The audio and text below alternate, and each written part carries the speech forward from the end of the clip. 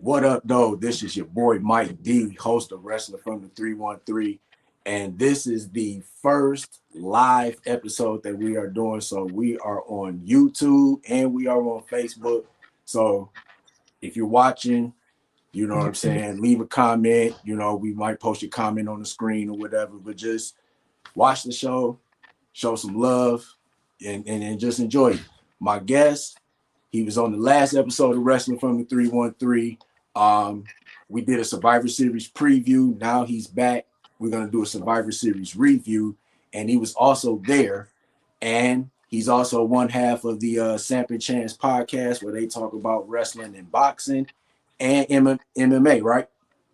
A little bit, but predominantly we were more wrestling and boxing focused. Okay, cool. Wrestling and boxing. One half of the Samp and Chance podcast. Big Samp, what up, though? What's happening, brother man? Beautiful, beautiful. The weather is cold, so everything's right on track.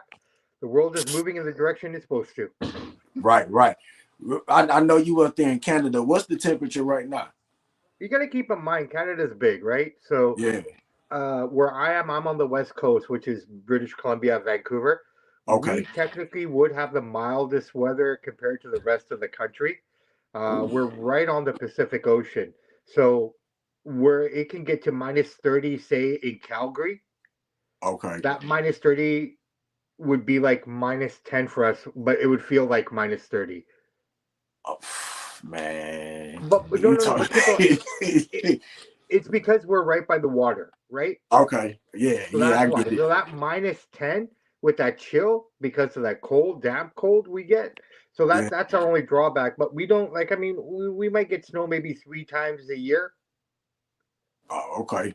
If that, on the off years we'll get like a huge dump. But I mean, are you a Game of Thrones fan? Nah. Okay, so anyone watching or listening may understand this, okay? If you look at the map, Canada especially, okay? You have British Columbia, which is the province, and then you have the Rocky Mountains, and then you have the rest of Canada. Okay. Right? So we're almost separated from the whole country by this giant wall. So it's kind of like the big wall that's in Game of Thrones that separates, everything from everyone else sort of video. So, okay. So once you kind of cross the Rockies and get into Alberta and onwards, then you're going to get into the minus 30s, minus 40s, etc., right across the board. Whereas with us, for the most part in February, you could go boating, golfing, if the weather permitted, right? I'm not saying it's warm tropical, but we do have the more mild climate. So we're right now, it's probably snowing in other parts of the country. We don't have anything here. Okay, cool. Yeah. Man, look, when it's -1 here in Detroit, we like, okay, it's time to shut everything down and stay in the house. Keep in mind, you guys are in Fahrenheit. We deal in Celsius. Yeah. Right. Yeah. So -1 here, 0 would be like 30 degrees, I guess, whatever it is for you guys, 30, something like that. So. Yeah. 30 Fahrenheit. Yeah. So something like that. Yeah. Yeah. And like right now we're mild. It's about what, high of 8 degrees today, which is I guess low 40s for you. Something like that. Yeah. Yeah. So that's what we're at for the most part. It's going to warm up to about 12, which will be 45, 50 maybe for you guys. But then, at nighttime it gets pretty chilly. So yeah, it is what it is, man. You choose where you live, right? Yeah. Most definitely. I tell people who complain, move. Huh?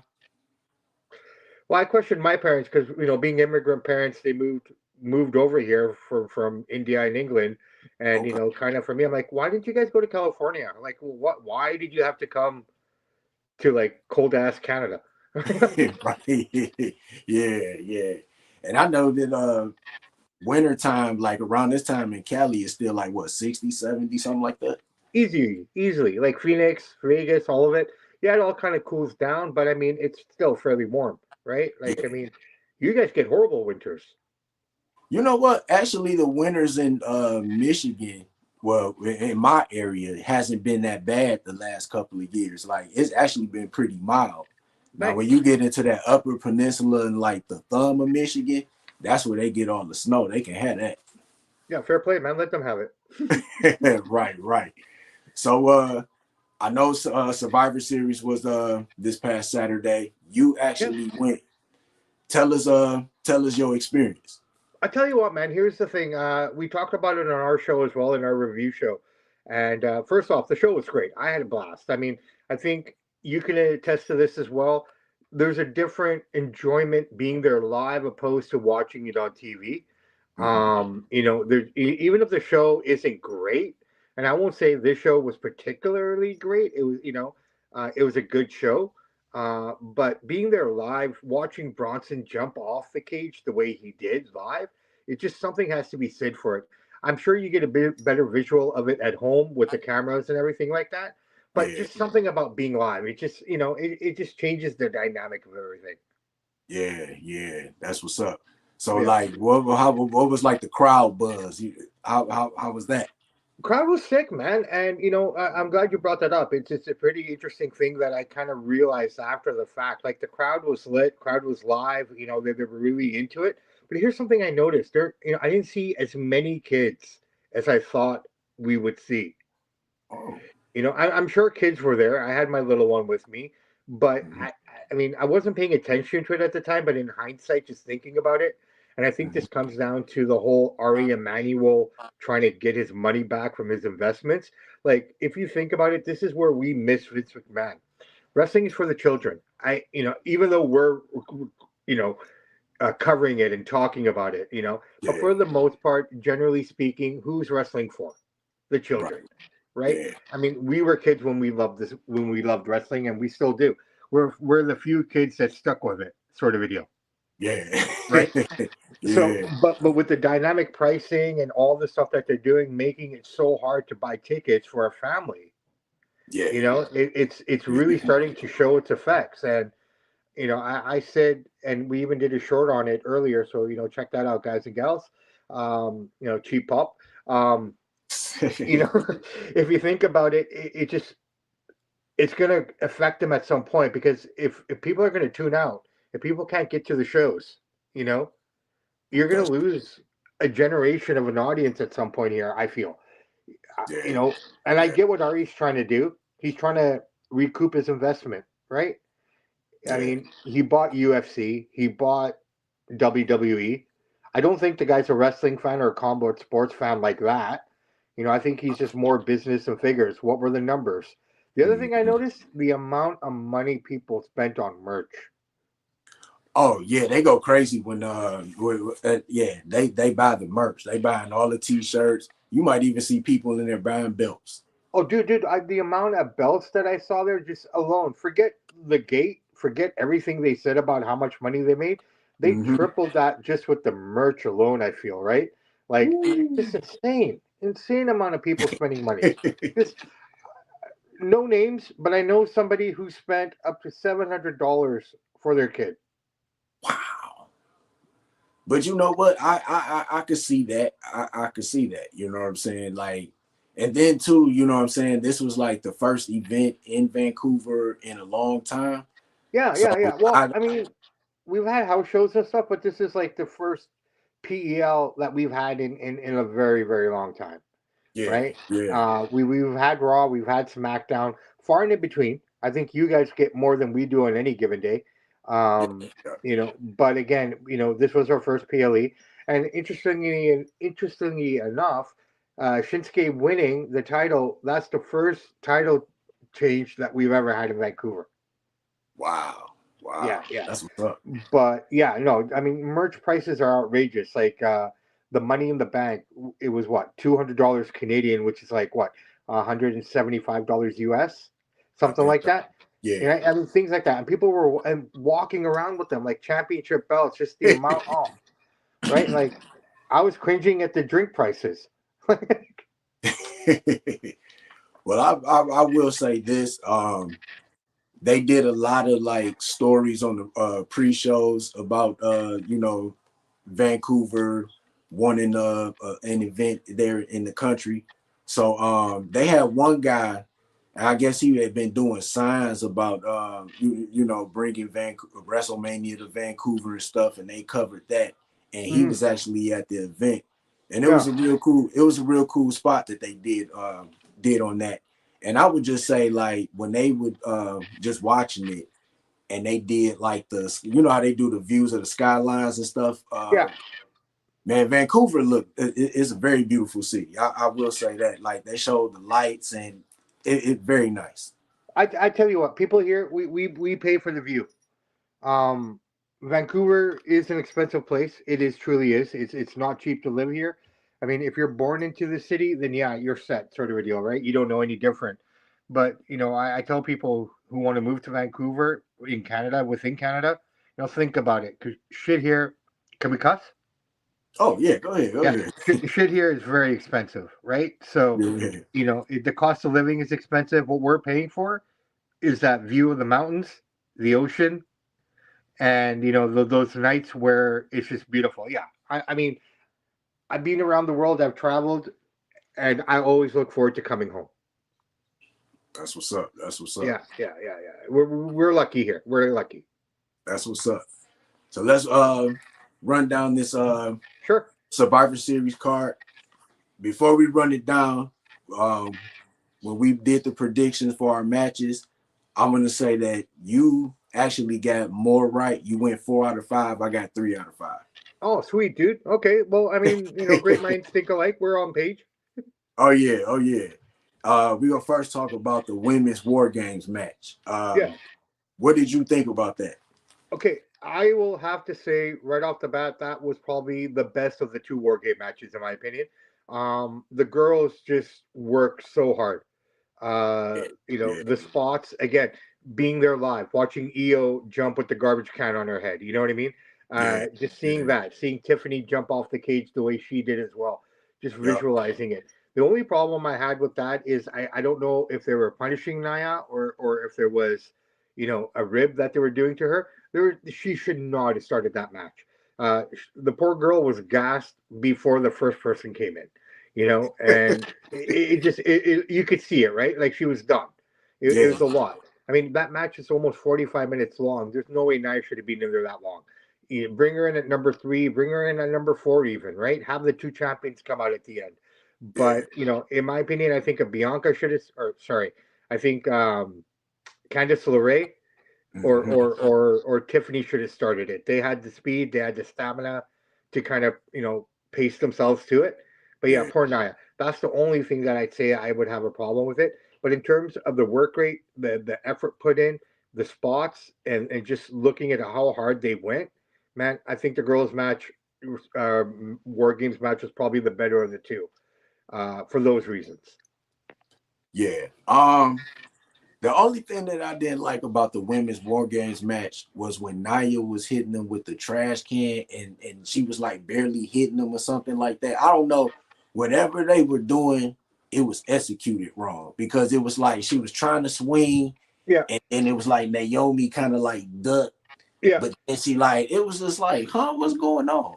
But That's what happened when you're gassed, man. You don't have the full energy to swing it out properly, right? Like, I mean, yeah, that I think it contributes to that as well. But yeah, I know a couple things here and there, but overall, though, the girls I just think put on a better performance generally, like more artistically, just working hard, man. Like I don't think the girls get enough credit. I keep saying it. Today's girls are killing it, and yeah, they are. They for are. what I'm seeing in NXT, the girls on the main roster need to step up their game after what I saw last night on NXT. So Yeah, NXT was, yeah, it was good. Yeah, yeah. definitely good. My favorite part of the Survivor Series, the women's match was, of course, Tiffany Stratton and Io Sky. Like Io Sky, hey, she don't care because that's No. like maybe what like the second, third time she did that when she put the trash can over and did the flip. Hmm. And then Tiffany Stratton, she just got the athleticism, and you know what I'm saying. And of course, and you said it in the last episode. You say the only way you see Team Rhea winning is if Rhea pinned Liv Morgan. You was right. Yeah. Well, I mean, it just made sense, right? And it Yeah, puts her back into that title picture again. I mean, you pinned the champion, yeah, so you're almost guaranteed something pretty soon here, right? I don't know where they go with any of this. I don't, it almost feels that you would have to get Liv Liv and Rhea at Mania now. It just feels like that. This is where it has to end. And I mean, to be fair, I'm really surprised that Liv's held the title as long as she has, right? Yeah, So yeah, I almost feel that you just got to keep it on her and see where they go with it here now. yeah. And you know what? Like she comes off a little bit as like the champion that's always running, but it kind of plays with her character a little bit because she is a smaller wrestler, Yeah, smaller than Rhea. So it's like you got to kind of have that, oh snap, let me get up out of here. You know what I'm saying? Like, no, no. but she's been killing it though. I will give her props. She has been killing it, and she's been killing it for the past couple of years. Even Yeah, before she became when she before she won Money in the Bank and cashed it in on Ronda Rousey. yeah. No, 100%, right? So I mean, she's killing it as well. But we got to remember, there is one lady called Alexa Bliss. I'm waiting for her to come back as well, and she's Yeah, also a small champion, right? She that held it for a long time. So yeah, that's true. there's so many dynamics at play here. Is she going to come back? I mean, I haven't heard anything.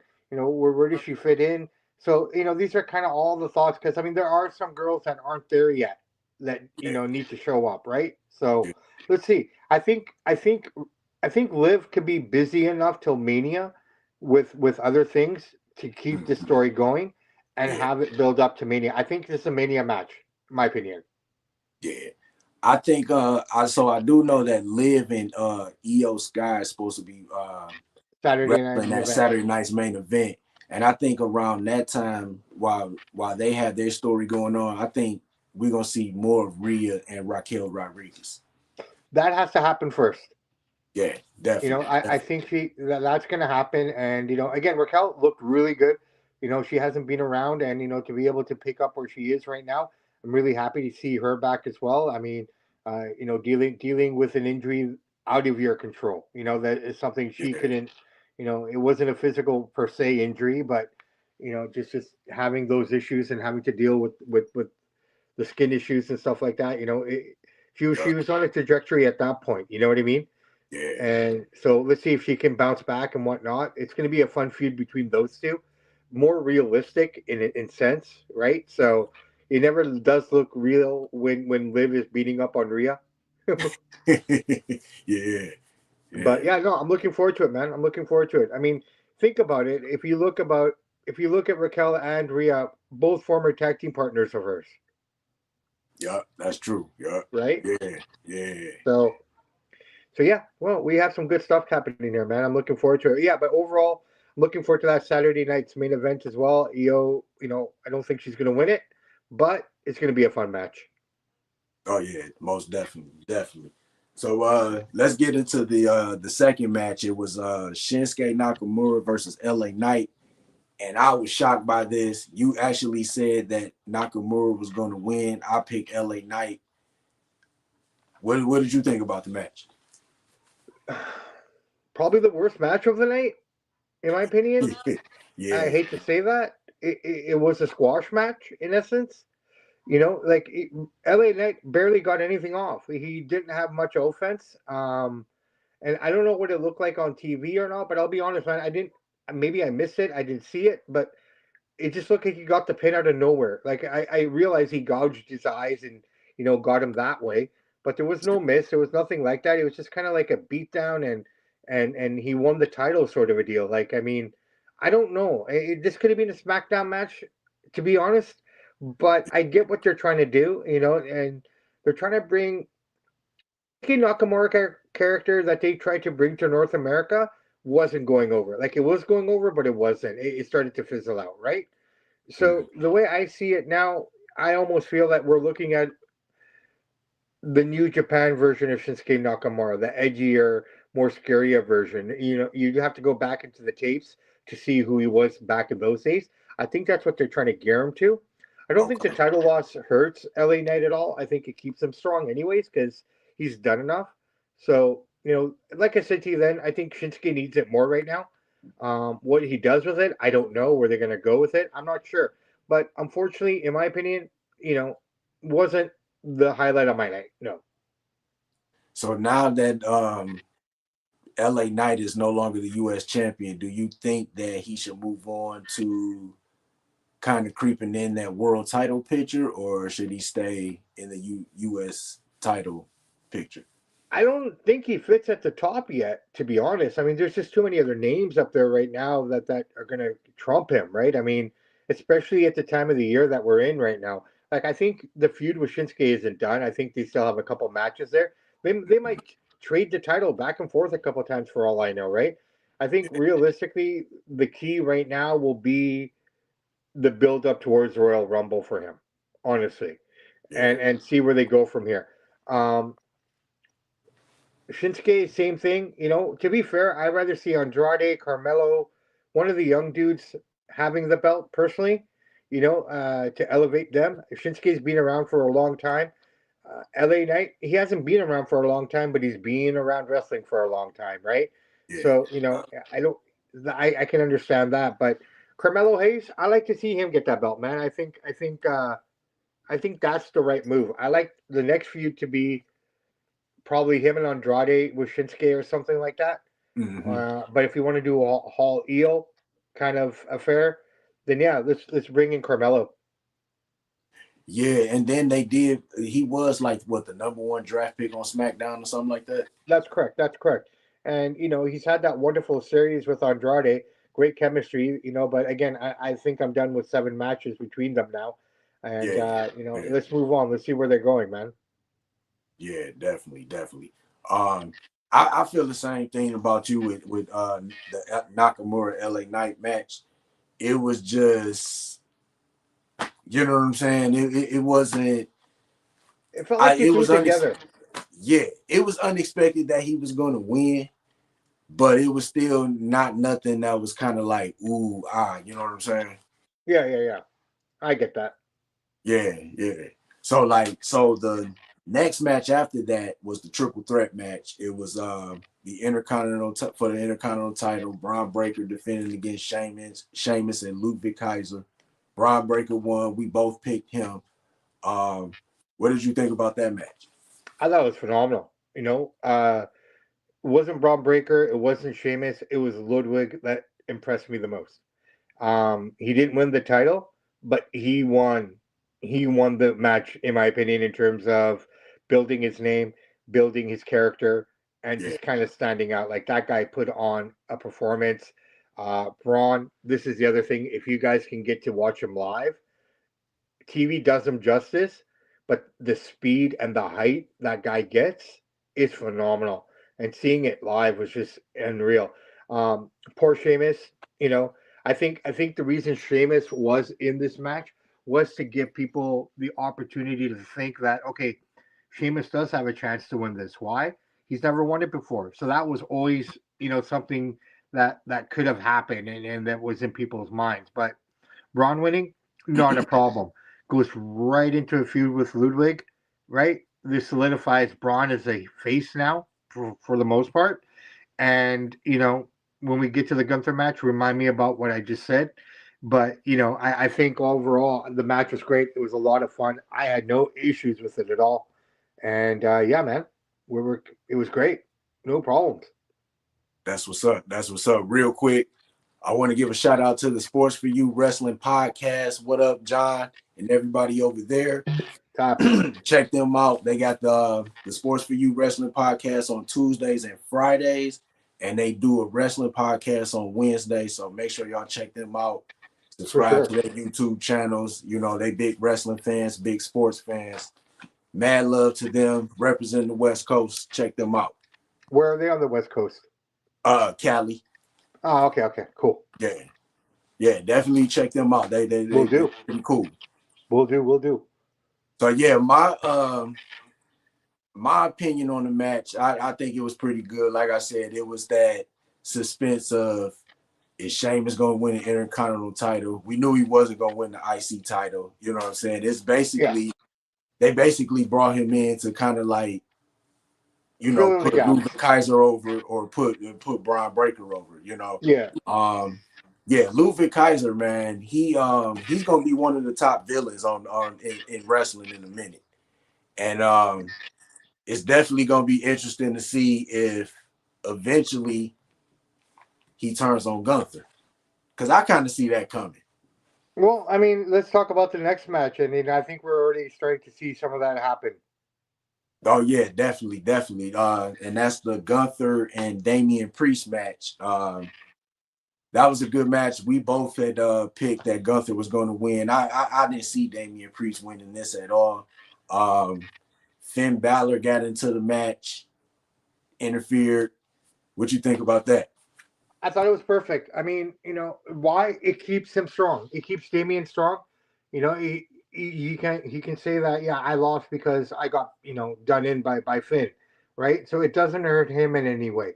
He looked great. They both look great, and I believe we're starting to see shades of Gunther turning face here organically, right? Yeah, I mean, yeah, he wanted to do it on his own. I mean, where was Kaiser? He should have been out there to stop Finn, sort of a deal. He wasn't yeah, out there for the match at all. I understand that Gunther told him I want to do it on my own, and he respected that.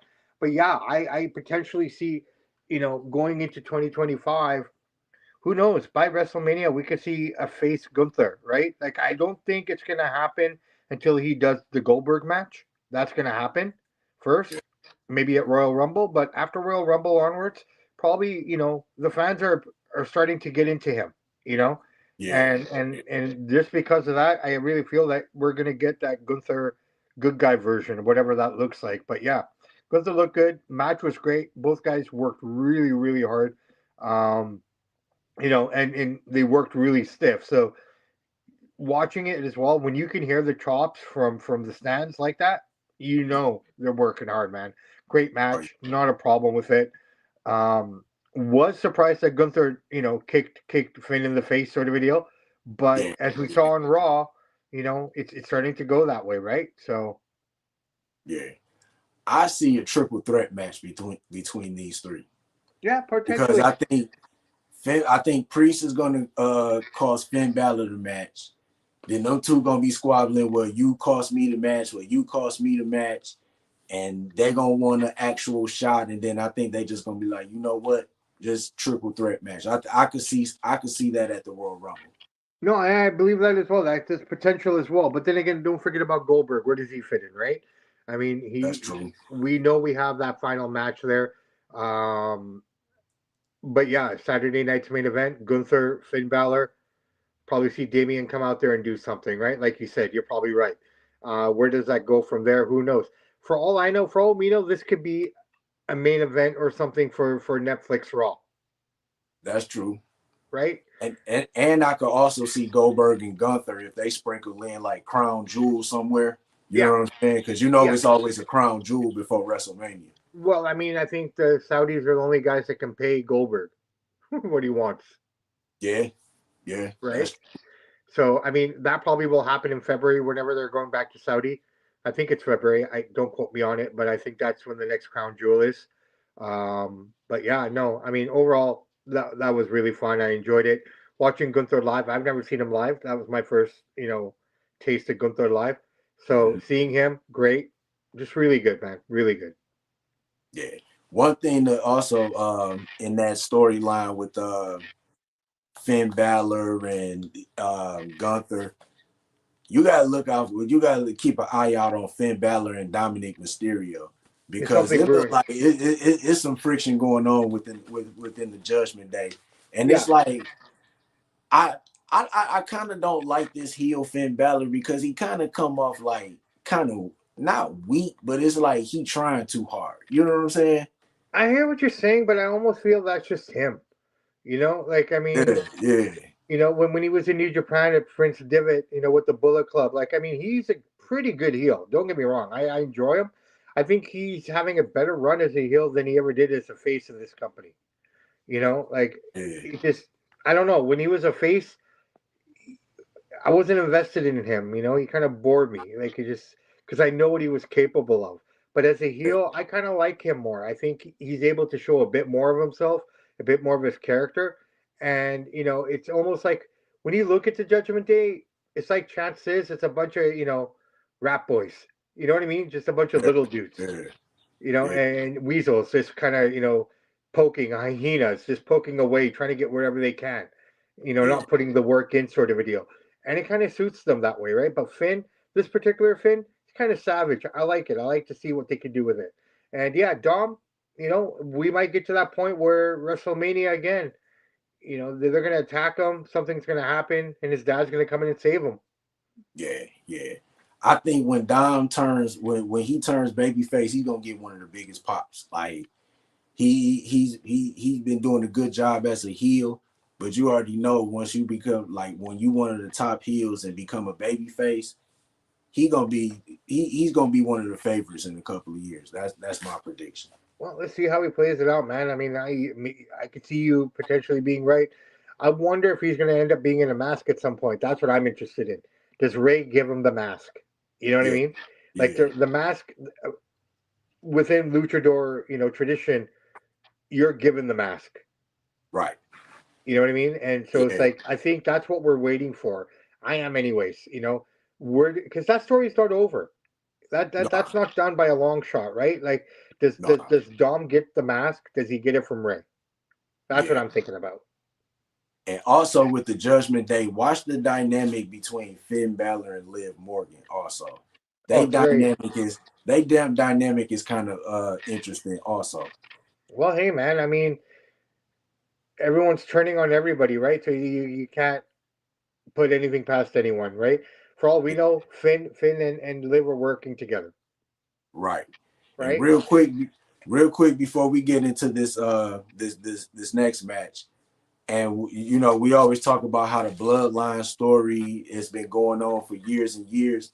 This Judgment Day story has been going on quite a long time too. Like you know what I'm saying? A little bit after the bloodline, and it Well, all started. And it all started with Edge. You know yeah, what I'm saying? well, if you look at the evolution of that group, and Yeah, look at what Edge started to what they are now.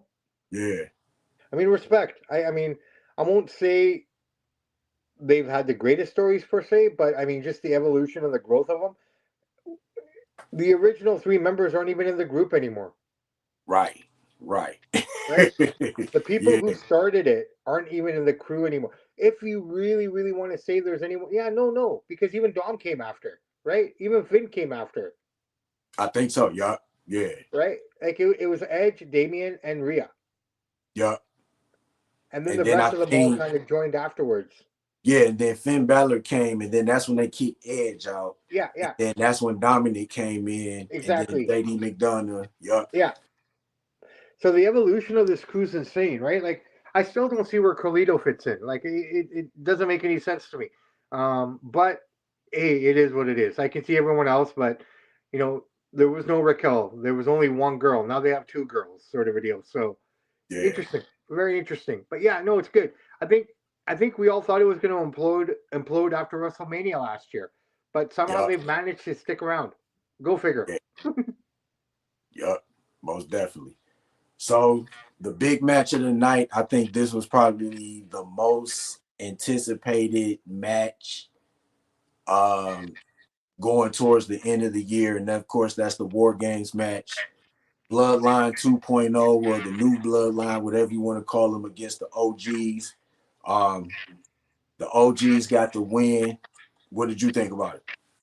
So, like I said in the beginning, I thought the girls' match was better in terms of performance, but this was amazing in terms of the storytelling Yeah, and the way it was displayed and the way they formatted it. I guess you know what I mean.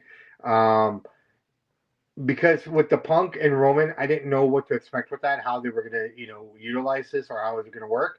But considering they only had 2 weeks together to work and to build off of, I thought they told that story beautifully and seamlessly. First off, Punk, when he came out and he went right to their cage, that was unscripted, yeah. I read about that. Yeah, right? That was just something he did on the fly. I thought that was great. The little nuances, Roman not letting him out and sending Sammy out, right? So you got to face Roman, but still with heel tendencies, which was kind of cool to see. Punk shoving him to get into the cage, to go next, sort of a deal, yeah, undermining him. Um, both guys getting in each other's way and hurting each other in essence. but Yeah. ultimately then Paul Heyman coming and pleading with them, all of that. It just worked so well. They did great. They shook hands at the end. There's more to come there. Who knows if it's going to be this year, next year? Who knows? But ultimately, I thought that what made that match great. Now, watching Bronson jump off the top of that cage, wow. Oh, did you? Oh, yeah. Did you see it? Like, did you have a real good view of it? Oh, I had a great view of it. It was just like, again, TV does it better, obviously, because you have the cameras and you really have the visuals more. But just being live and witnessing it, knowing how high that cage is, and knowing how big that man is, that's That's just an insane yeah. spot. That's Yeah. insane. Because didn't they say he hurt his ankles or something Yeah, when he did that potentially spot? he potentially hurt one, if not both, his ankles. But Jimmy broke his toe. Yeah, yeah, yeah, Um, Jacob, this is an ongoing problem. I don't know if they have to be worried about it, but this guy has knee and leg problems consistently. So nothing but a sprain. They said so he should be okay. But I mean, that I think changed some of the dynamics and some of the things that we were supposed to see. yeah, Um, but yeah, no. Overall, I had no problem with it. I think it was formulated the way it was supposed to be. Um, Roman getting the clean pin. I don't have a problem with it. Chance had an issue with it. We talked about it on the show as well. But I brought up the fact that, but remember, Solo has a clean pin on him as well, right? yeah, yeah, So they're in essence 1-1 right now. And yeah, remember, even though OG won, Ulafala is still with Solo. yeah, So we have a match ready to go. Like, I mean, okay, is Roman going to become the tribal chief? If he does, he needs that Ulafala. yeah, yeah. But this story is far from over. No, It's three matches in this bloodline story that they have to have that we haven't seen yet. Of course, the rubber match between Roman Reigns and Solo. You gotta have the Usos against the Tongans. You gotta have that. You know what I'm saying? Like the yeah. Tongans was like the top New Japan tag team. So you gotta have them against WWE's top tag team of all You would time. hope so, but they got to build them up a little bit stronger. That's the problem. I mean, they bring them, but then they bring them back down, right? I Yeah, mean, it's like the War Raiders. Those guys were amazing in New Japan and everywhere else they went, but they just seem so watered down since they were here. that Vince did that. Vince did that because when they were actually like everything that you saying that they were in New Japan and they were in Ring of Honor too, right? Yeah, yeah, Yeah. When they were in NXT, everybody loved the War Raiders. When they got called up, Vince turned them into the Viking Raiders, and that's when it was just like yeah, yeah, downhill from there. And they yeah, trying to build it back up as coming back as the War Raiders. yeah. Uh, I could definitely see them, kind of getting back to that old style that they used to have back in the day. Well, they're trying. All right, so we got Roman Solo. You're saying the Tongans against the Usos, and what's the third one? Roman Reigns and Jacob Fatu. You gotta have That that. has to happen too. You That you might, gotta you have know, that. and for all we know, that could probably happen first. That leads up to the Ulufala. Who knows, right? That's true too. That's true So, too. so, but like I said, it's like I said, I'm working on a piece right now. I'm gonna have it up on the channel tomorrow. It's just me talking about, where does Roman go from here, right? Talking Yeah. about the experience of the Survivor Series, but predominantly what's going on with the Bloodline. Because I mean, in essence, if we think about it, if we're following the brand split and the way it's supposed to be, Mm-hmm. Jay and Sammy are on one brand, Jimmy Roman are on the other. Yeah. So Yeah. do they get back together periodically when they need to? How's this going to work for them? Because the rest of Yeah. the OGs are all together, or sorry, the new bloodline is all together. That's So true. Yeah. how does this play out for everybody? And I think we started to see that a little bit on Raw, right? I mean, Jay and Sammy are kind of hanging out together and doing their thing together, sort of a deal. But that promo between Punk and Seth, that opened the door to five to six different feuds, in my opinion. Yeah, yeah. And right? and yeah. And we're gonna get to that in a minute. Real quick. Your overall what did you think what do you think the favor is that CM Punk wants from Paul Heyman? I think it's something along the line, man. It probably has to do with the title shot, That's what I think. That's what right? I It probably has to do with title shot. And I don't think it's necessarily has to be Roman or anything. It's just because it's Paul Heyman. The guy gets shit done, yeah, yeah, right? So yep. whatever the favor might be, who knows, man? I mean, here's something that no one's even thinking about. What if Heyman came out with a whole different faction of Roman, Brock, and CM Punk, the Heyman guys? We could see something like that. Dude, Only I'm thing just throwing I it out there. I don't know, but I the, mean, the only way I see Brock coming back is if his name is cleared of all that stuff that's been going on with him with the whole Vince McMahon stuff. yeah. If they come out and say that everything that his name is cleared and nothing happened or the girl, Can I be made it honest? all up, Honestly, I think it's already cleared because they're already mentioning him on TV periodically here and there. that's If true. there was any heat on him, if they couldn't do it, like you don't hear Vince's name at all, right? Yeah, yeah, No mention of Vince on anything, yeah. right? But they have mentioned Brock. His name's been brought up a few times now here and there. So that's always fuel for speculation. So they wouldn't talk about the guy if his name wasn't cleared. Yeah, you're right. So we shall With see, you know what I'm saying? with Because Brock, I think it's just a matter of time now.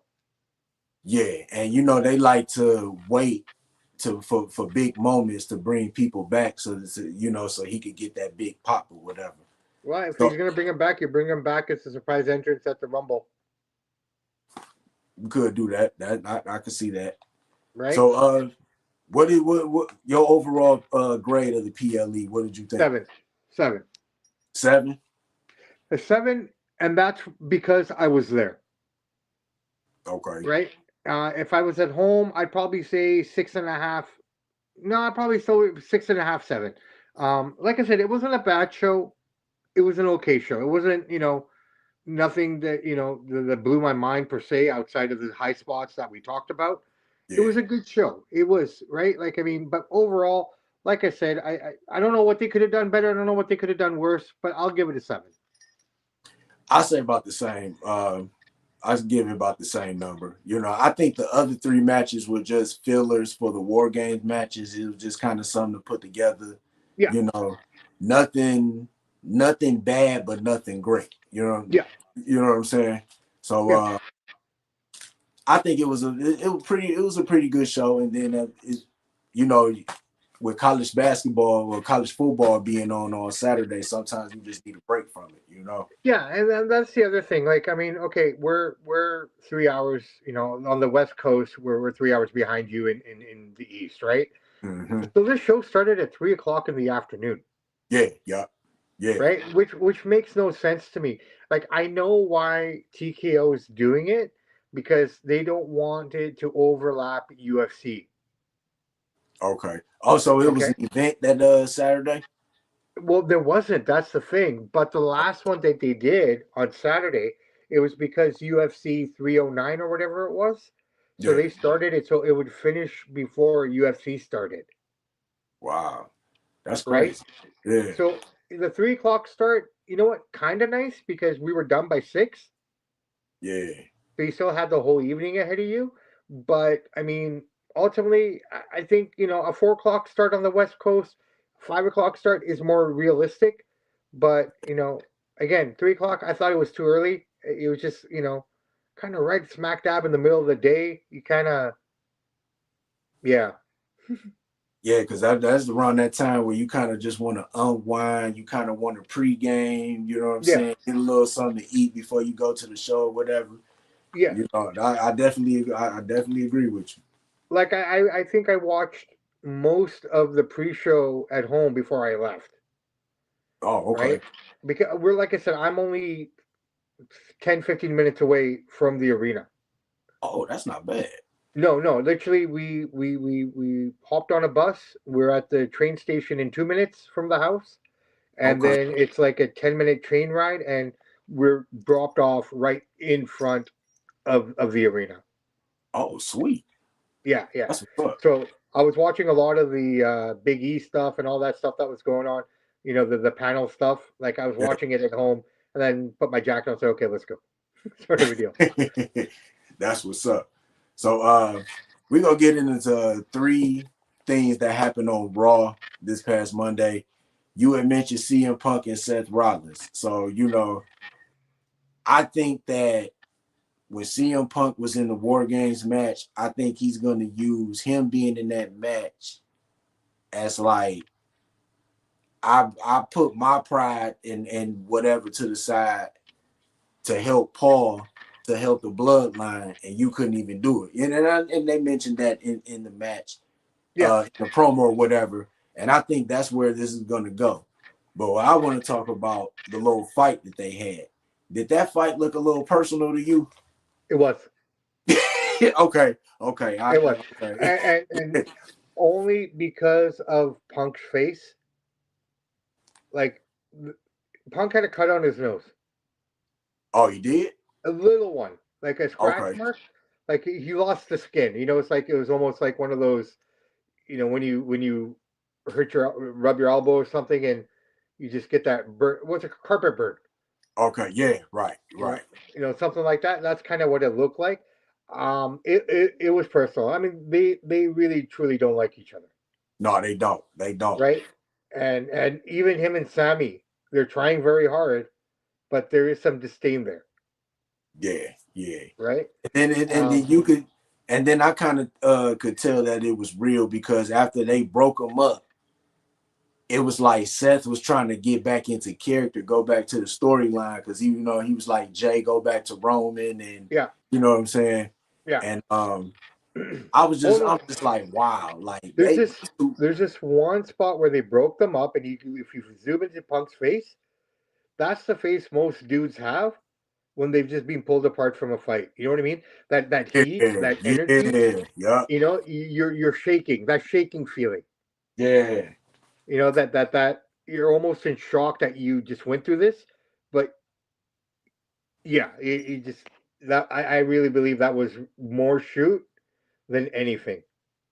And their faces were red too, so you Yes, could tell right there, like, either yeah, they sold it really really well and they're amazing. That's some of the best storytelling we've ever seen, in in a long time like that. But yeah, yeah, no, I feel that there was something personal because think about it, Punk and them were all gone when Sammy and Seth were going back and forth. They were yeah, already gone to the back, yeah, right? And Sammy yeah, didn't hold back on what he thought about Punk either. yeah. You're right. You're Because when right. I heard that, I thought, okay, why isn't Punk jumping up on the apron? But then I realized, oh shit, they've gone. Yeah, yeah. This definitely is going to be a WrestleMania match. CM Punk and Seth Rollins. Like, It has to happen at Mania. It has to happen at Mania, right? yeah, But but like I said, it's opened the door. That promo, and some people have said that was too long. It was a waste of time, right? But I tell people just look at it and see how many potential roads have been formed from this. right. Sammy, you got Sammy and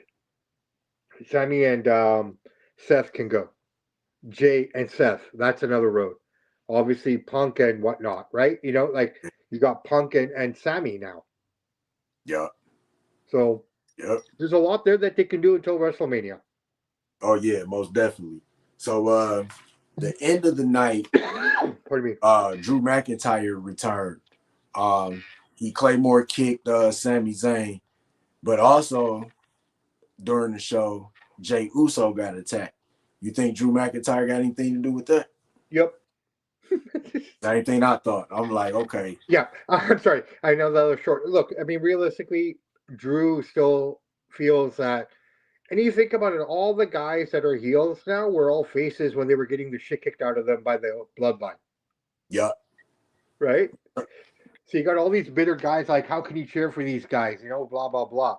So again, Drew, now he's back in the mix. They brought him back earlier than expected, right? So you got him in the mix as well. It's just who knows where they can go with all this stuff now? It's insane.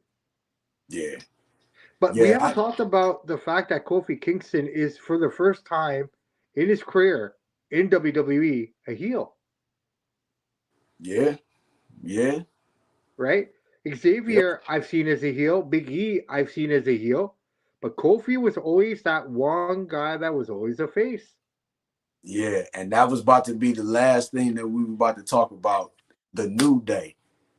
They put a swerve on everybody because they made it seem like they was breaking this group up and they were gonna go their separate ways. And when they did the whole thing, I thought that they were just about to come out and break up. And then when Big E came out, I thought that they were gonna, come together, and I knew it was gonna be something. But then I didn't expect that they was just gonna turn on Big E and be heels. What did you think about it?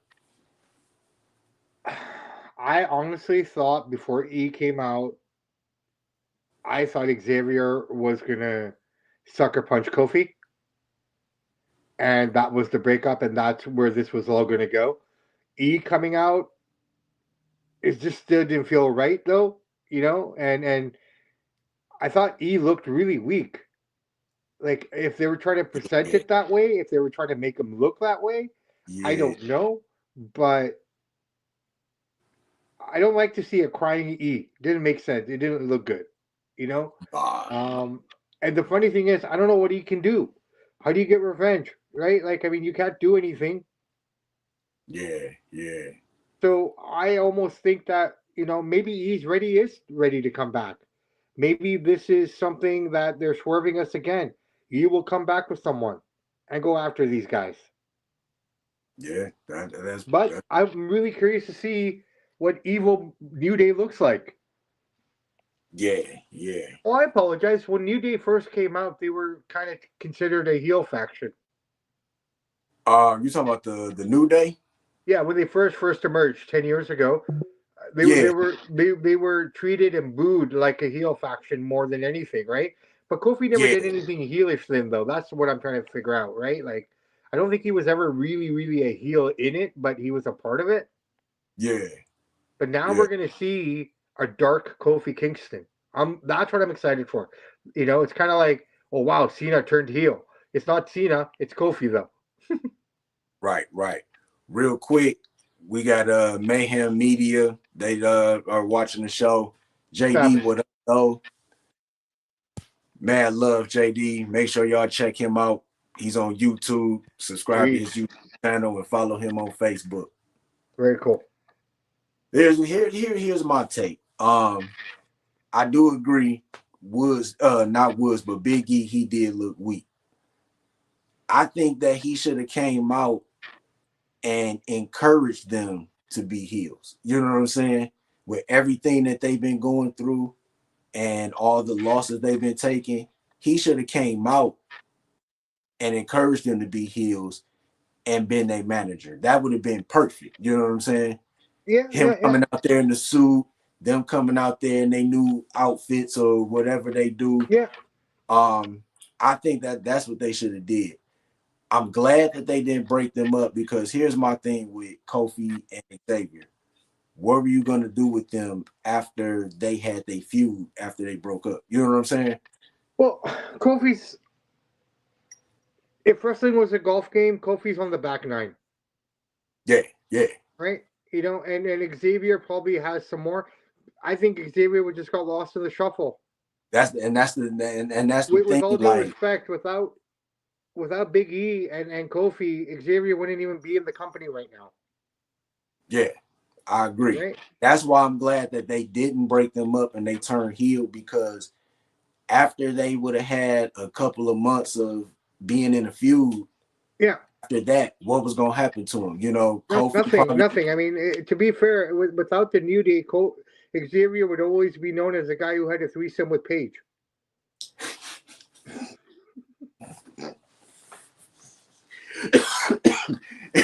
you know, hey, that's another day. That's another story. Just saying, bro. Just saying, right? If you think about it, the other two people in the threesome aren't even in the company anymore. Right, right.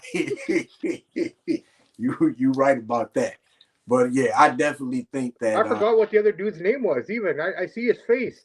Maddox, something Brad Matt Maddox, Brad Maddox. Brad Maddox. There you go. Right? Yeah. Yeah. Is he still wrestling or is he in the wrestling business or No, I think whatever? he's just looking for his next threesome, man.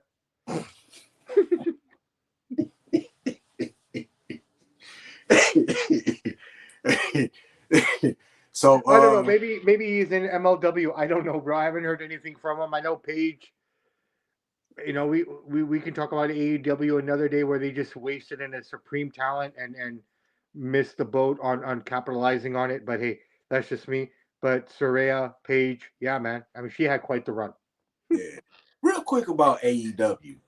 Yeah, What do you think about their show? Like they've been losing viewers. They have been losing like fans. And for them to be a promotion that started off getting a million viewers or close to a million viewers a week, now you can't even get 750,000 viewers.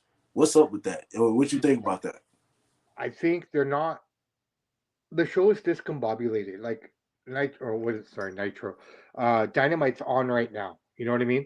Yeah. And like I'll go back and watch it, and I'll be honest, man. I'm bad at watching it AEW. I really am bad at it. I don't mean to be bad at it. It's just Yeah. I don't run home to watch it. I don't. I, I do a wrestling podcast, man, and I don't think that shows a priority. You know what I mean? And it's nothing. I think the matches are fine, but the problem with it is Tony Khan. He's no fanboy, and he's Mm, a mark, and he's watching wrestling. He's putting on a show that he wants to see. okay. Right? I've been seeing that. I've been hearing other people say that Tony Khan, he only wants to see what he wants to see. Well, and then that's the kind of TV that he's creating, right? And the other thing is here, when you look at what WWE does compared to them, before Vince left and everything, it was all Vince's money. Everything that was put into that company was his investment. So Mm-hmm. he wanted to do the best by his product to ensure it did what it was supposed to do. Yeah. Tony's playing with his dad's money. No disrespect. Okay, I don't mean this in a bad way.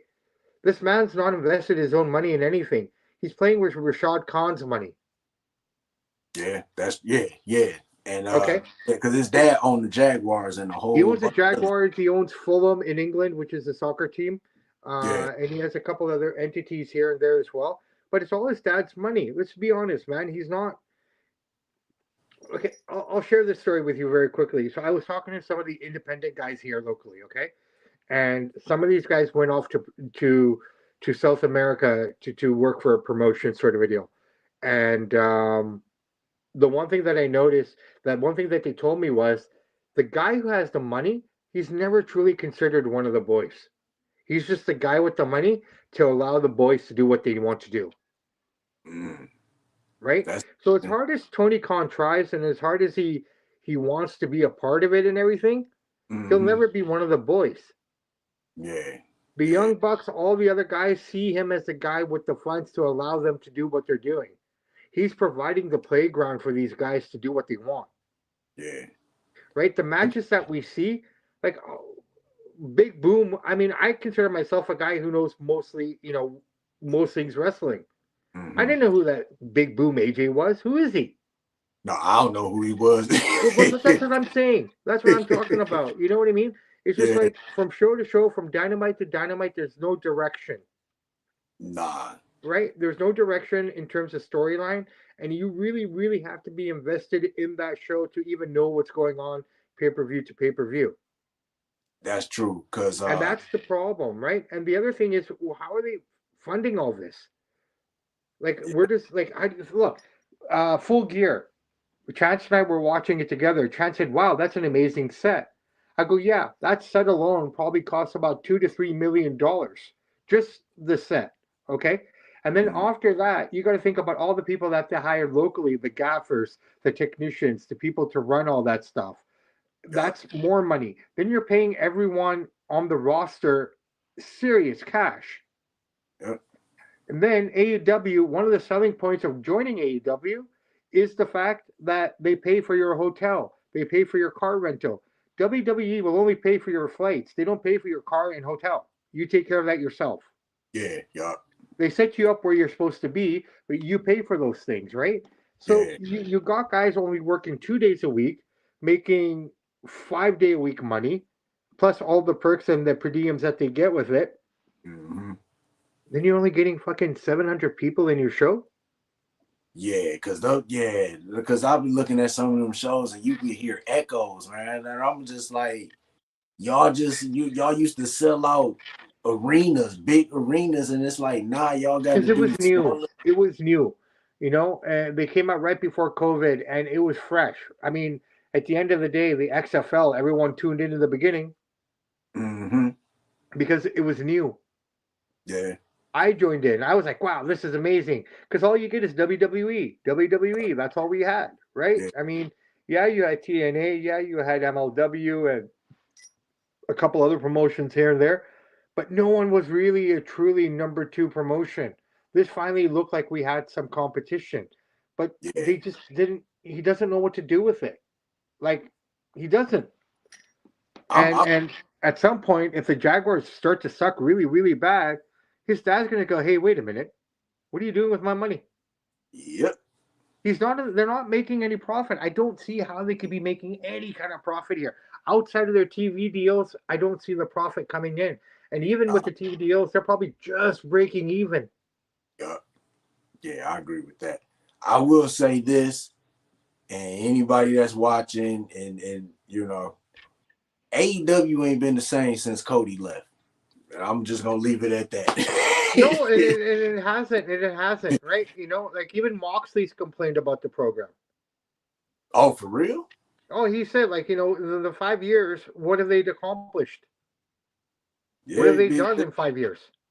because honestly, like even when I watched AEW during COVID, I enjoyed it during COVID. Even after COVID, when they were bringing fans back to into the stands, I enjoy AEW. It's It just was been fresh.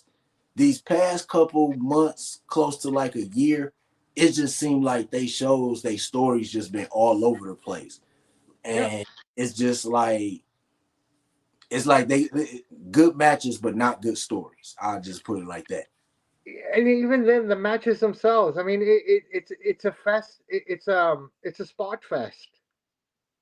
Yeah, yeah. A lot of the matches are spot fest. Like, okay, here's something I don't know if you know about this, but there's it's out there. People can look it up, right? Daniel or Brian Danielson and William Regal when they were with the company, right? Well, Mhm. when William was, anyways.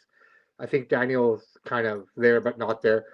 They were trying to get this younger talent, you know, opportunities to learn. Mhm. Okay, because I mean, if you think about it, AEW is an indie scene, literally. That's basically what it is. It's a elevated indie scene, right? And the Yeah. only people who like AEW for the most part are the internet wrestling community. Hey, and they be going back and forth with the AEW and WWE fights. That should be hilarious. See, a lot of the guys on the internet don't like WWE for whatever reason, but they like AEW because Tony Khan gives them what they want, right? Yeah, yeah, Right? yeah, All yeah, those guys living in their basements, I'm not going to say their mom's basements because I don't want to be disrespectful, but if you're living with your mom, respect because you're taking care of your family. But I mean, yeah. most of those guys, they don't go to shows, but they criticize like nobody's business. They hate Right. like nobody's business. Yeah. And I think that's what Tony gets most of his ideas from. Oh, I want to make sure that IWC is happy. Right, right. And that's the most fickle community. The one minute they'll love you and the next minute Yeah, they'll hate yeah. you. So what Tony needs to do, he needs to bring some structure in. Yeah. Okay, and because right now they look like Nitro 2001. Yup. Nitro 2K25. That's it, 24. literally. Like and people were telling them in the beginning, this is what you need to do. This is what you got to do to make it better, and they're not doing it. It for the most part, AEW is run by wrestlers, not people like You can't let the wrestlers do it. You can't let the wrestlers run the show like they were. Now, basically, what you're probably going to see here are the Young Bucks coming back as faces to save AEW from John Moxley. Yeah, yeah, yeah. Right? Like, again, the Young Bucks. Who cares? I don't mean to be mean, man. Like, I'm just being really honest. When they were independent, when they were in New Japan, I loved them. Yeah. But how many times am I going to see them keep kicking people in the face? Like, what's that move they always use? The double kick to the, the meat cleaver or some. You know what I'm talking about, right? Like, something. Yeah. Yeah, like, it's just like it's over and over and over again. Like, it gets tiresome. Like, I mean, I get it. Private Party's been with the company since day one, but who the hell is Private Party?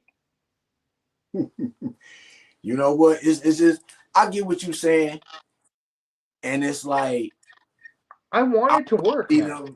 I want to see them like build new stars or whatever, and it's just, I don't know. Like, let's talk about that. Let's talk about that really quickly. Outside of MJF, they've dropped the ball on everything else that they've touched. Where's Miro? Rusev? Yeah. Right? Yeah. Like, what did you do with him? Granted, Edge got hurt and he's been out, but after that, like within a month after him being there, who cared about Edge? Yeah, that's true. That's true.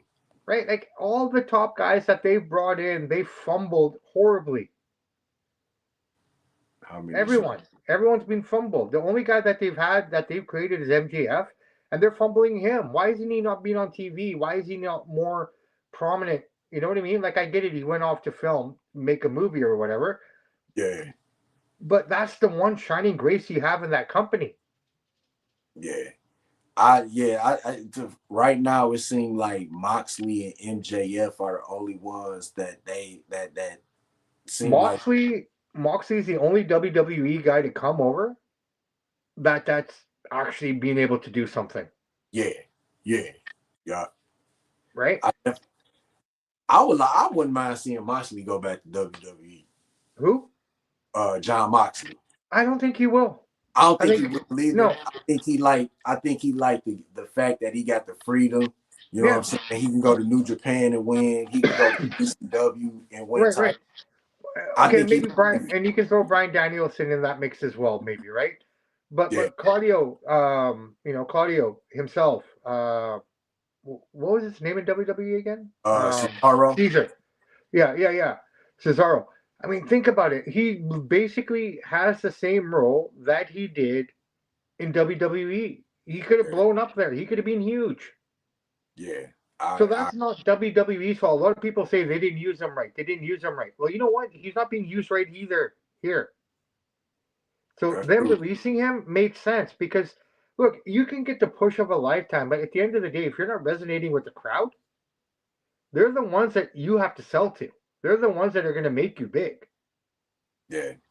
But I think Cesaro, I think his contract was up, and I don't think he extended.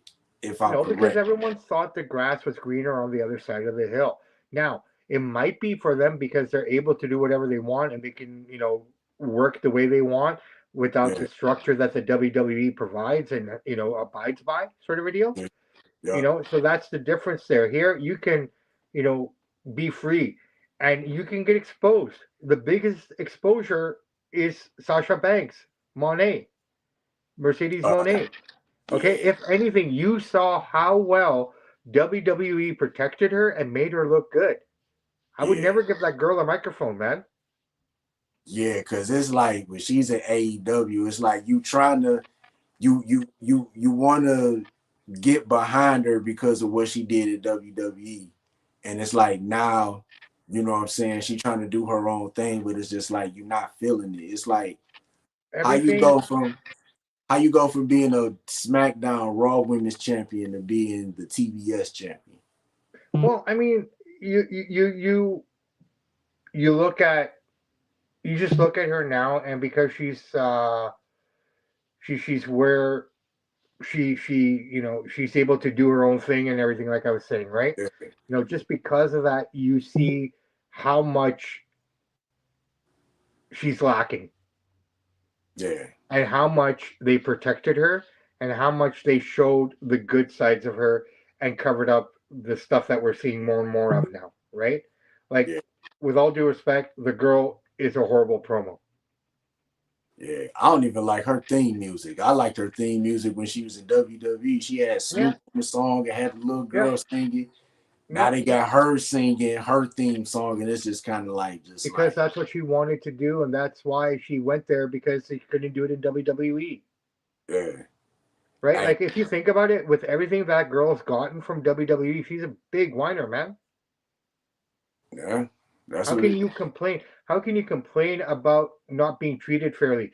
First woman to be in a Hell in a Cell, multiple time champion. Come on, man. Tag team champion. You had Yeah, all the accolades in the world, yeah, right? yeah. Hey, So, Naomi woke up to her senses, and she went back. She was like, "Hey, I go to TNA for a year, win the championship. You know what I'm saying? Do my thing there." She came back within months yeah, after leaving TNA. yeah. Was a surprise entrant in the Royal Rumble. But I also read something a while back that she's a favorite to win the Women's Royal Rumble this year. And maybe so. You know what I mean? I mean, this is a girl who came back humble, Yeah, right? Because she left with Mercedes. So she was obviously influenced by her and her thinking, yeah, right? But it does also help that you're the sister-in-law to one of the top guys in the company in Roman, yeah. right? Like, I mean, well, I don't know if they're brother and sister, but you know what I mean, right? I Like, think I they mean, are cousins. well, I mean, she's married to Jimmy, right? So she's a cousin-in-law, I guess, if Oh that's yeah, what this yeah, is, yeah, right? But I mean, if they treat each other like brothers, then that would be like a sister, right? So yeah, yeah. So I mean, it also helps to have that, in your pocket to come back. But I Yeah. mean, she's being humble. She's doing what she's supposed to do. Look, man, WWE is a machine. They know what they're doing, right? Oh yeah, most And definitely. and you can't deny their thinking and how they operate and what they do and Mm. how they present their talent. It's very different, and I think that's what AEW is missing. They're missing a strong person to control and take charge of what's going on, to tell the talent, no, this is how it is. Okay, I'm gonna we've tell done you, it your way for 5 years, and it's not gonna fly like anymore.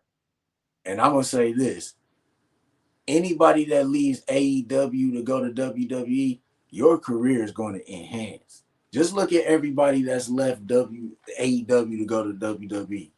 Cody Rhodes was already a star. He became a bigger star when he went to WWE. His theme song is like now, and he had that for years. He Well, came to Dustin had it WWE, before him. huh? Dustin had it before him. Oh, he did. He had it playing. That was his music in WCW when he was the natural, Dustin Rhodes. Wow, I didn't know. Yeah, look it up, man. You can find old video. He had the same theme music. Oh, okay. I'm gonna have to look that up.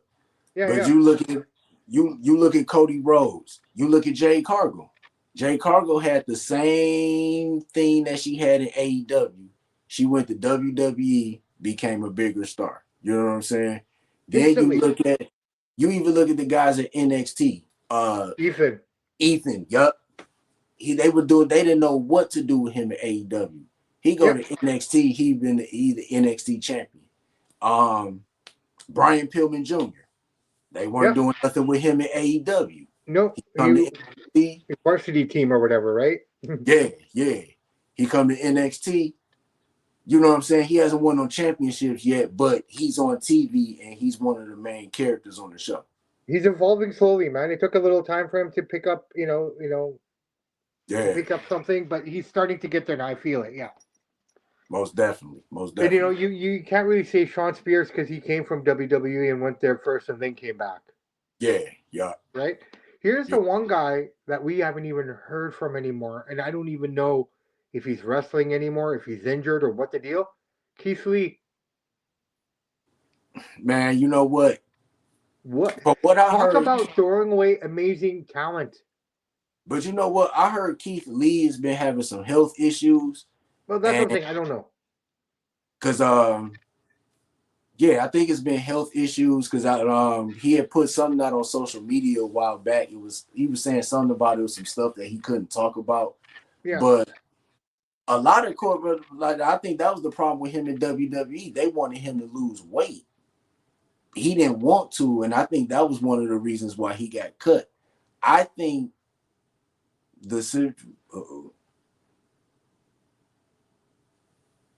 I think we lost him.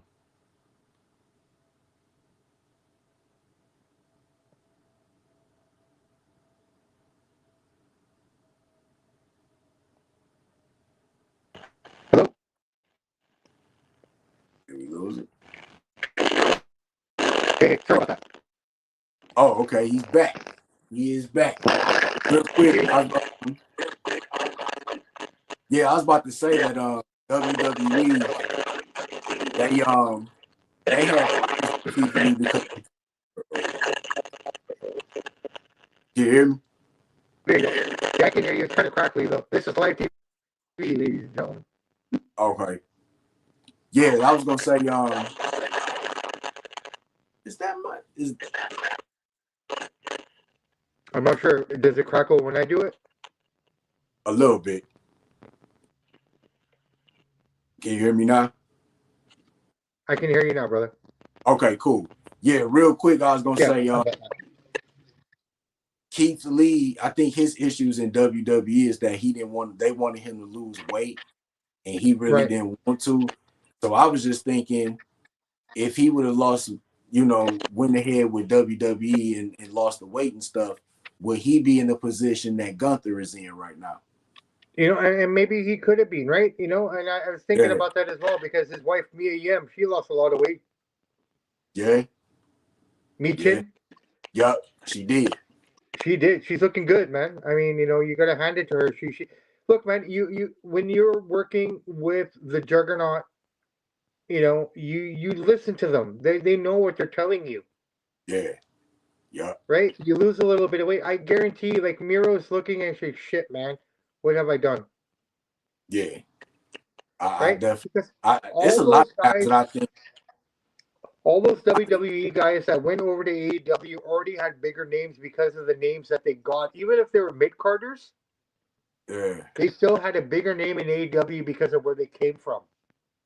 Yeah, I agree. As big as MJF is right now, he's still not known. Yeah. And that's if MJF came to WWE right now, he would probably be one of the biggest villains. MJF to me, going to the WWE would be this generation's version of Chris Jericho going to WWE from WCW. Oh yeah, when he interrupted on the Rock, yeah, I remember that. Right? Yeah. MJF has the potential to have that kind of career that Jericho got from the WWE. Yep. Right? The only reason he still has any kind of anything going on in AEW is because of what he did in the past. Yeah, I agree. Right? People don't remember him in WCW. They won't remember him here. They'll always remember him in WWE. Yep. That's definitely true. Yeah, I just want to see AEW just get better, and it's no reason why they should be losing to NXT when they have when they own at the same time. You know what I'm saying? It's look, man. I hate the fact that we're shitting on them. I really do. I don't enjoy this. Yeah, it's not something I look forward to. Right. Talking about. I really want to say good things about AEW. I really want them to succeed, only so that we have an alternative. Yeah. Right. And that's what they have to do. They need better structure, and they need a general backstage that's not going to take any crap from anyone. Yeah. Because anyone he's brought in, we're all WCW guys, and they all failed miserably. Oh yeah, most definitely. Right. Well, hopefully, somewhere down the line, you know what I'm saying, they get the right people in, they make the right adjustments, and because I think the company has potential. They just not telling no good stories right now. And the one thing about wrestling fans, they like good stories. You know Well, what they I'm do saying? like good stories, and I think like all we're getting are just matches put together. I don't know where his priorities are. If he's focused more, like I said, on the IWC, is he trying to please fans in Japan? Like, who knows, right? Like, there's just too many things going on, too many things. Like, he needs to kind of, and if I'm looking at it, you need to kind of shave some of that stuff off and really Yeah, focus on what you have in front of you. And I don't think he's doing that. yeah, Right? Like yeah. from week to week, like what's Wrestle Kingdom? Right. Like why do I need to be invested in Wrestle Kingdom? You know what I mean? Like I'm just saying. Yeah, Like yeah, I know what these things are because this is what we do. I know it, right? But I yeah. mean, if I'm just a wrestling fan, generally a North American wrestling fan, how many of them are truly watching New Japan? Right. Yeah, that's true. Right? And it's more so much of your content is connected to New Japan and Yeah, things that are going on over there, then yeah, you're gonna lose a lot of people. Ring of Honor, like, dude, first off, I think there's just way too many titles in that company. yeah, yeah. Because yeah, it's a lot. And when you're combining all the promotions together, like he is, Mm-hmm. you have Ring of Honor titles coming on the show. Okay, who are these guys? Where are they coming from? When can Yeah. I see Ring of Honor? Where do I see it? And I've been saying that for a long time that Ring of Honor needs to like they own TV show, like major TV show where they could get that exposure. But I, Well, I yeah. did hear that they do have a TV deal in the works, and that's one of the reasons why Chris Jericho is the Ring of Honor champion right now. No, and which is fine, and that's fine. But then again, like Sasha walking around with the TBS title and the New Japan title. Well, how does that work? You know what I mean? Like Mm-hmm. it's just so many layers and things that they've done. Like it's just kind of like you gotta clean it up a little bit, declutter it, and really focus on one brand. Yeah, And in the beginning, I thought it was really cool that they were having these inter-promotional things, but it's yeah, so common now; it's not even cool anymore. right, right. Yeah, if they would have made it like something that was happening maybe like every year, but Every every 2 years. year, yeah, something like that. Yup, I agree with that. Right? They need to focus on their program at home. They need to focus on what they're giving the fans here. Like Yup. think about it. They were supposed to do a show in Australia, Grand Um, Slam show um, in January. They're doing a Grand yeah, Slam show in Australia. Kind of yeah, like they do after the US Open in New York. yeah. So they're doing something similar after the Australian Open in January. They had to move the venue because they only sold like 7,000, 8,000 tickets. Yeah, I heard. Yup, they had to put it in a smaller venue. Yeah, that's not good right there. And keep in mind, man, that's a place that would normally sell out any wrestling show because they barely get the big promotions in there. Yeah, that's that. Yeah, that's not good. That's not good. Right or Right. wrong? I'm just saying, man. No, I get what you're saying. I get what you're The saying. only time the only thing that impressed me about AEW is they had more seats sold at the Prudential Center in Jersey than Shakur Stevenson could do. And he's from there. Like, Shakur Stevenson's a boxer. Yeah, yeah. So he's from New Jersey, and Okay. he went into where the Devils play, and he had horrible numbers, like below 7,000 in there for his fight. Dang. AEW got about 9 grand in there. Not saying it's any better. Right, right, right. Man, hopefully they can turn it around, man. You know what I'm saying? I It know I was really do. Like I said, I don't want to shit on them. I don't. I really don't. yeah, I want to say good things about them. But every week when it comes to showtime, Chance says we got to talk about AEW. I go, about what? There's nothing good. yeah, Right? yeah, If there's something good, I want to talk about it. But for the most part, I don't see why I would give them 5 minutes of airtime because there's nothing there. And look, right, dude, we just right. spent the last 20 minutes shitting on them, and I don't like that either. I'm not a fan of that. Yeah, yeah. Right? I definitely feel you on that. Well, you know what, Sam? We about to wrap it up, man. I definitely appreciate you coming on for 100%. third time. You actually have the most appearances on Wrestling from the 313. We You still got the highest view episode, your first episode here. And of course, you were on the first live. Any shout outs, any plugs you want to do? guys, just we're a small community of dudes and gals doing this.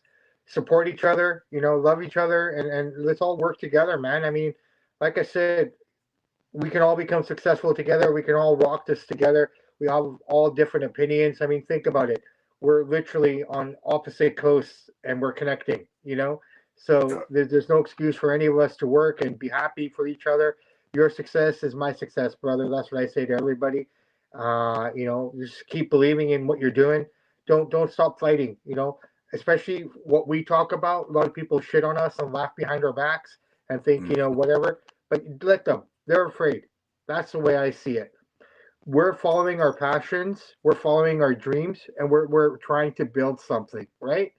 People that Mm-hmm. will shit on you and people who don't want you to succeed will always be the ones to have the biggest noise and make the most, you know, try to laugh at you and try to put you down and try to discourage you from doing it. Why? Because they don't want to work themselves, man. Right. I'm gonna say this before I give my shout outs. And I always said this. I'm a big fan of sports and wrestling and sneakers and stuff like that. And I'm gonna manifest this on this show, and I'm gonna manifest this in the air. Wrestling is gonna make me some good money one day, and Gonna that's make all. us both money, man. Gonna make us That's all both I'm money, right? 100%, 100%. And you know what? The harder you work, the sweeter the fruit will be. It's not every day is not going to be good, Yep. And you and I can both attest to this. We talked about this off the air, man. Right? Yeah. Sometimes you just need a push to get back. Yep. Most So definitely. lean on each other, brothers and sisters. We got this. Most definitely. Most definitely. Before I get out of here, just want to give a couple shout outs to a couple podcasts, Friends of the Square Circle, Crander Q, JD from Mayhem Media, Sampin Chance from the Sampin Chance podcast, Edgar from Snug Wrestling, my guy Joe Monroe, Sports for You podcast, Sports for You Wrestling podcast, my guys from the Holy Shit podcast represent Detroit, and just everybody that's just out here podcasting and just enjoy wrestling, man. You ain't no reason to be all up in fits. This ain't the NBA. This ain't the NFL. It's pro wrestling. That's it. Absolutely. And guys, everyone he just talked to and talked about, reach out to us as well. We'd love to collab with all you guys as well. Most definitely. Most definitely. So, for Sam, I am your boy Mike D. Thank you for watching this first live. We are definitely going to do it again. Yeah. And I'll holler at you all soon. Peace. Take care. All right, brother man, I got to run. All right. Good night.